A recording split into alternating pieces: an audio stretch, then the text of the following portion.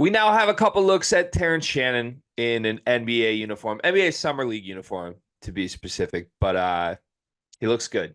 He looks good, Cart. How much Terrence Shannon have you watched in these first couple games? No way, Greg. You're telling me that the dude who was playing at a first team All-American level all year, that is probably around 23 years old, has done nothing but be productive, athletic, strong, came into a summer league setting and did that. There ain't no way, is there? This is a fun new bit for you. Yeah. It feels like every time we do one of these like NBA check-ins with one of our guys who was notoriously very good in college, you love to go back to that bit of like, you don't say, really. Good basketball player, good at basketball. Crazy turn of events. But no, in all seriousness, though, I think you saw what like not only what he could do on the court in a summer league setting, but like I could see what exactly he was doing in that game and how that could translate to being like a part of the Timberwolves rotation, right? Like I think his athleticism, his defense, just his overall like even his frame, quickness at his size. I just think that there is a place for him in the Minnesota Timberwolves rotation. I think he fits into their philosophy and mindset defensively. I think that he uses athleticism to get out on the break and score the basketball with that young, fun team. It was a very impressive first showing from Terrence Shannon Jr. And also his first basket, just being him punching all over somebody, was special.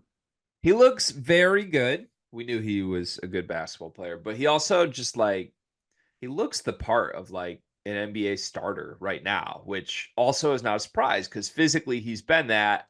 But I don't know. It's kind of something for me when like we're 2 games in now. He's clearly, in my opinion, been the best player on the floor both games. And like, okay, like then you flip over to the Olympics, right? I think Anthony Edwards has been the best player in the Olympics. And I'm not saying what Terrence Shannon is doing right now is similar because this ain't the Olympics. This is Summer League. But like the athleticism difference is kind of similar, right? Like Shannon looks like the most athletic dude on the floor at all times. That's also how I feel when I watch Anthony Edwards play basketball. And it has me sort of salivating and imagining what would an Anthony Edwards Terrence Shannon wing duo look like in real NBA games? Because I don't know that there's many teams in the league that kind of have those two wings, other than like the team that just got the Larry OB, right? Yeah, I mean, and even if it isn't like you talk about a starting role, like even if it isn't at a starting level role, this just improves a really good Minnesota Timberwolves bench, which already boasts, Nikhil Alexander Walker, and six man of the year Nas Reed. So like now, basically, you're replacing Kyle Anderson with Terrence Shannon Jr. I like that move. Yeah, I got a lot of shit for this in the YouTube comments. One thing I've learned in the last couple of weeks is the NBA fans are very serious. Very serious people, those NBA fans. And that's good. I want serious basketball discussions here. The Timberwolves fans got on me because I was like, I think Shannon by the end of the season is going to be a starter. I just think he's a better player than some of these guys. Like, I mean, not to name a name, but like Jaden McDaniels is a very good role player, very good fifth option. I think there's a chance by the end of this year, Terrence Shannon's just better than him.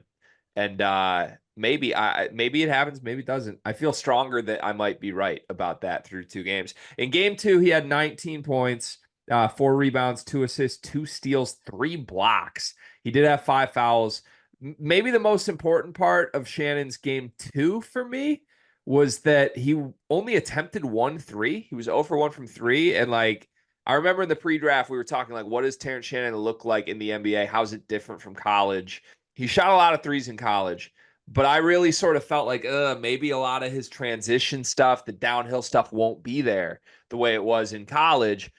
Through 2 games, it seems the opposite. Like it seems like he has more space to operate with and just kind of go through people. And then game one was the special performance, 25 points, no assists, only 3 rebounds, but he was 9 for 14 from the floor, 2 blocks and a steal.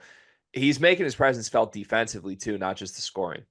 Yeah, and that's gonna get him on the floor with the Timberwolves. It would get him on the floor for any NBA team, but it is for sure going to get him on the floor for a Chris Finch led team. Like the defense is a non-negotiable. So like that's what's going to get him on the floor, in my opinion. But then also like he can do things offensively. Like I even like I'm not saying like Rob Dillingham and Deshaun Nix aren't like creation guys, but like I'll tell you what, there's going to be probably a lot better looks when the defense is probably focusing on like Anthony Edwards or Karl Anthony Towns or somebody else. Like, the game's going to be honestly pretty easy for Terrence Shannon Jr. because I don't think he's going to be asked to do anything really crazy. Yeah, I got to give my boy Hi-Fi a shout too in the summer league roster. Hi-Fi been hooping. Hi-Fi had If I 11. had 18 of them things, He had 11 and 5 in game 1. He had 18 in just 14 minutes in game 2. Hi-Fi been hooping. Rob Dillingham struggled big time in game 1, 14 and 8 in game 2. Are you worried about Big Shot Rob at all? not whatsoever. This is part of the experience. It also was like supposed to be Rob and Terrence. I guess in game 2 it was a little bit. Dillingham did have 8 assists in game 2, but like game 1 it felt like Terrence. It did not feel like Rob and Terrence. Unfortunately, I think Deshaun Nix is in my boy's way. That's a good point. It's a really, really good point. Okay. Fun start to the Terrence Shannon NBA career. Hey, 26 teams passed on this guy, Cart. 26 of them things. 26 of them things. Almost seems like smells a little off to me still. I don't like it. Yes, man. Cart, you know what I love about you? That I'm handsome? You're reliable. I can count on you.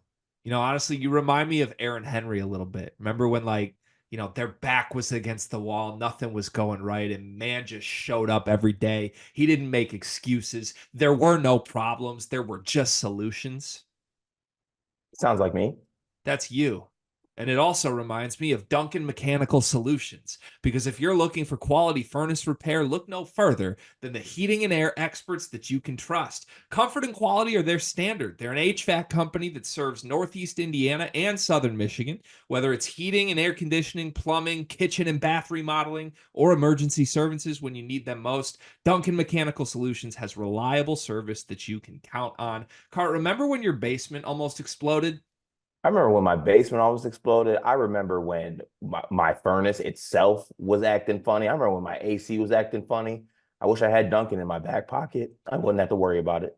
Yeah, I mean, I've never been anywhere in northern Indiana or southern Michigan that hasn't been perfectly cool or perfectly warm, depending on when the day called for. And that's because of Duncan Mechanical Solutions.